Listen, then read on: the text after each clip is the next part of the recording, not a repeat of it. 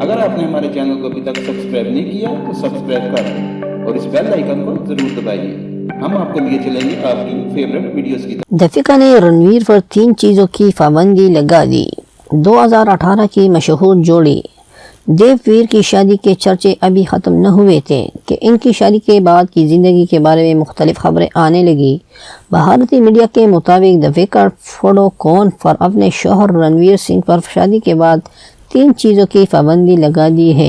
ایک انٹرویو میں جب یہ سوال کیا گیا کہ وہ 3 چیزیں کیا ہے تو رنویر کا کہنا تھا کہ دپیکا نے ان پر گھر سے زیادہ دیر دور رہنے، کھانا کھائے بغیر گھر سے نکلنے اور مس کالز پر پابندی لگا دی ہے.